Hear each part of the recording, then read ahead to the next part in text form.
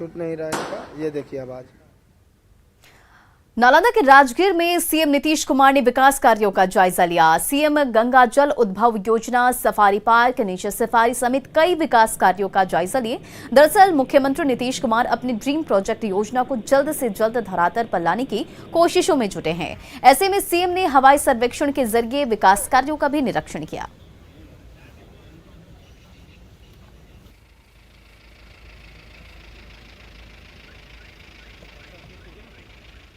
और 26 जुलाई से बिहार विधानमंडल सत्र की शुरुआत हो रही है, जो 30 जुलाई तक आयोजित होगी। इस बार सीसीटीवी से इस पूरे सत्र पर नजर रखी जाएगी। दरअसल पिछले सत्र के दौरान जो तस्वीरें देखने को मिली थी, वैसी स्थिति ना बने और सदन की पूरी कार्रवाई कैमरे में रिकॉर्ड हो, इसके लिए विधानमंडल के पूरे परिसर से लेकर अंदर तक सीसीटीवी कैमरे लगाए गए हैं। साथ ही सदन की सुरक्षा की भी पुख्ता तैयारी की गई है। और तैयारी का जायजा लिया न्यूज 18 के संवाददाता अमित कुमार ने। बिहार विधानसभा मानसून सत्र की शुरुआत 26 जुलाई से होनी है। 30 जुलाई तक ये जो मानसून सत्र है वो चलेगा और इस दौरान जो विपक्ष है वो पुरजोर तरीके से आम आवाम की आवाज बन करके सदन में अपनी बातों को रखेगा। सत्ता पक्ष जो है उसका जवाब देंगे। लेकिन इस पूरे सदन की कार्रवाई के दौरान जो सबसे अहम बात जिस चीज पे है वो है सुरक्षा को लेकर के। तो यहाँ आप देख सकते हैं कि चप्पे चप्पे पे जो है वो तीसरी नजर जो है वो लगा दी गई है। तीसरी नजर यानी कि सीसीटीवी कैमरे के जरिए जो है वो पूरे सदन की कार्रवाई पे नजर रखी जाएगी। और इसको लेकर के जो निर्देश विधानसभा अध्यक्ष और विधान परिषद के जो सभापति हैं उनके तरफ से जारी किया गया था। विधानमंडल के जो अधिकारी हैं, कर्मचारी हैं, उन सभी को यह एहतियाती तौर पे कह दिया गया था कि सदन की एक भी कार्रवाई जो है, एक भी तस्वीर वो ना छूटे। और इस कारण से यहाँ पे चारों तरफ जो है वो सीसीटीवी कैमरे लगाए गए हैं। यहाँ देख सकते हैं ये प्रवेश द्वार है, मुख्य द्वार। यहाँ पे 3 कैमरे जो हैं वो यहाँ पे लगाए गए हैं। इसके अलावा अंदर में भी हर मोड़ पे जो है वो कैमरा लगाया गया है। और यहाँ पे तीसरी नज़र जो है इसके जरिए यहाँ पे नज़र रखी जा रही है। हर जगह पे कैमरा जो है वो फोकस किया गया है। और ये कोशिश की गई है कि जो तस्वीर पिछले विधानसभा सत्र के दौरान देखने को मिली थी, जिस तरह से सत्ता पक्ष और विपक्ष के जो सदस्य हैं वो आपस में उलझे थे, यहाँ तक कि विधानसभा के अध्यक्ष को जो है वो फोर्स बुलाना पड़ा था, पुलिस बुलानी पड़ी थी। और उस दौरान जो घटनाक्रम हुई उसकी पुरजोर तरह से कहा जाए तो विरोध भी हुआ। और इस कारण से पूरे घटनाक्रम की तस्वीर देखने के बाद विधानसभा के अध्यक्ष जो हैं विजय कुमार सिन्हा, उन्होंने 2 पुलिसकर्मी को निलंबित भी किया। और अब वो तस्वीर फिर से न हो, अगर वैसे हालात आते हैं तो एक एक तस्वीर जो है वो कैमरे में कैद रहे, इसको लेकर के यहाँ पे चप्पे चप्पे पे जो है वो सीसीटीवी कैमरा लगाया गया है। बताएं हम सबसे खास बात कि जो पेड़ हैं या कोई ऐसी जगह है जहाँ पे तस्वीर जो है वो स्पष्ट आ सके, तो वहाँ पे भी कैमरे छुपा कर लगाए गए हैं। और सिविल में पुलिसकर्मी तैनात रहेंगे। परिसर के अंदर जो है वो पुलिसकर्मियों की तैनाती की जाएगी। और ये कोशिश होगी कि एक भी तस्वीर न छूटे। घटनाक्रम जो है अगर किसी भी तरह की होती है तो वो पूरी घटनाक्रम की तस्वीर सदन के पास हो, विधानमंडल के पास हो। तो इस कारण से हर जगह पे सीसीटीवी कैमरे लगाए गए हैं। चप्पे चप्पे पे पुलिसकर्मी भी रहेंगे।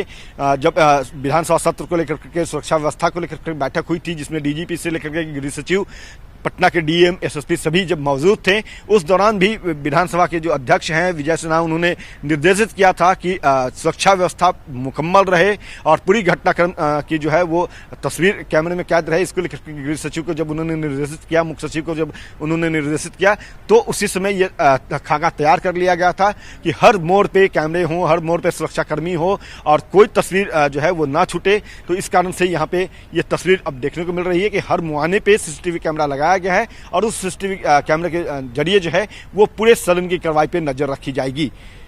लेकिन इसमें सबसे अहम बात जो देखा जाए इस पूरे विधानसभा सत्र के दौरान, विधानमंडल के सत्र के दौरान जो सबसे अहम जो बात होगी वो यह होगी कि जो सत्ता पक्ष है वो किस तरह से विपक्ष के जवाब का जो है सवाल का जवाब देते हैं और विपक्ष वो कौन कौन से मुद्दे लेकर के जनहित के सदन में आते हैं, इस पर भी सबका ध्यान होगा। कैमरा पर्सन दीपक के साथ अमित कुमार, न्यूज 18 पटना।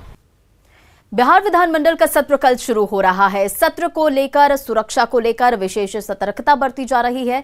सुरक्षा व्यवस्था को लेकर चप्पे चप्पे पर पुलिसकर्मियों की तैनाती की गई है। वहीं स्पेशल ब्रांच की ब्रीफिंग के बाद बॉम्ब स्क्वाड की टीम ने बिहार विधानमंडल के परिसर में कोने कोने की तलाशी ली। जायजा लिया हमारे सहयोगी संजय कुमार ने।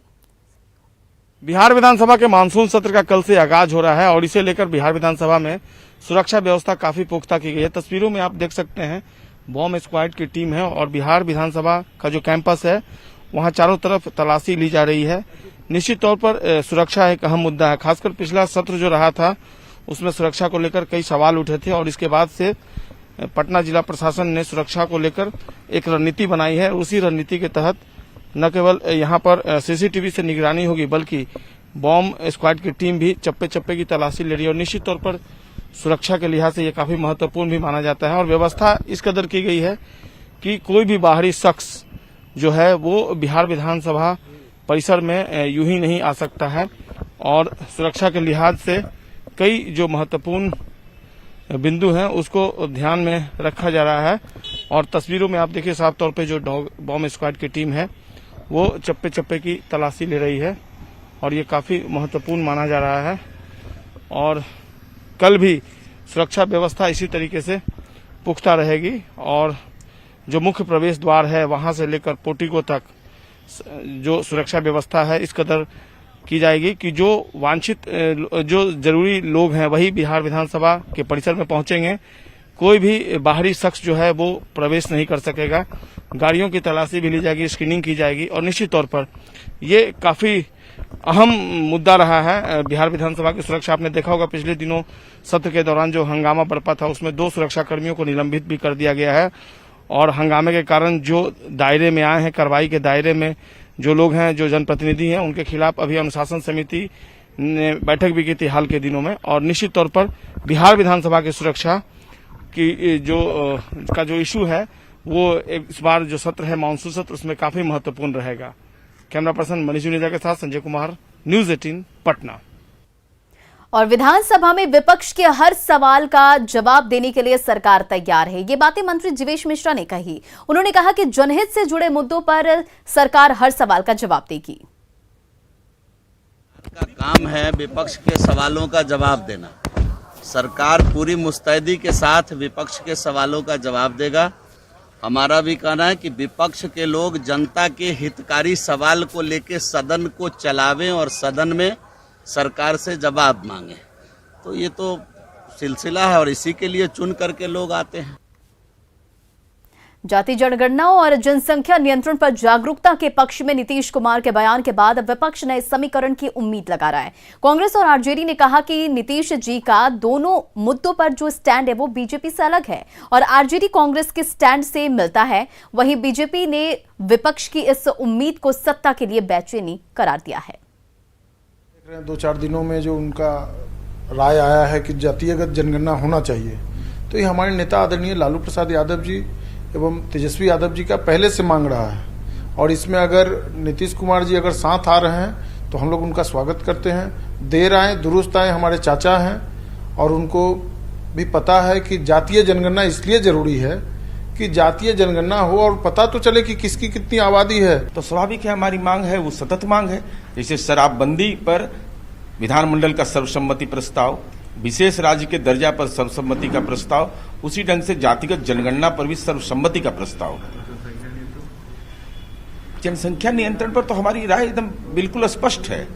एक बार जरूर होना चाहिए कास्ट बेस्ड सेंसस, ताकि मालूम हो जाए और जो गरीब गुरबा तबके के लोग हैं, एससी एसटी के अलावे बाकी जो लोग हैं उनको भी इसका लाभ मिलेगा और पता चल जाएगा कि सही मायने में इनकी संख्या कितनी। कहीं न कहीं एनडीए में जेडीयू और बीजेपी के बीच में कुछ भी नीतिगत मुद्दों पर समानता नहीं है और ऐसी परिस्थिति पर्याप्त है समझने को कि आने वाले समय में कोई और भी इक्वेशन बन सकता है जहां राज्य के इंटरेस्ट में, राज्य के लोगों के इंटरेस्ट में अगर मुख्यमंत्री कांग्रेस आरजेडी के स्टैंड के साथ अपने आप को लाते हैं। महागठबंधन को बेचैनी है, वो राय देते ही रहते, वो सत्ता से बाहर जीना नहीं चाहते हैं और उनका स्टॉक खत्म हो गया तो स्टॉक पूरा करने के लिए वो किसी को आमंत्रण दे सकते हैं। सत्ता उनके सुविधा के लिए है, कोनो बिहार के विकास के लिए सत्ता उनको नहीं चाहिए।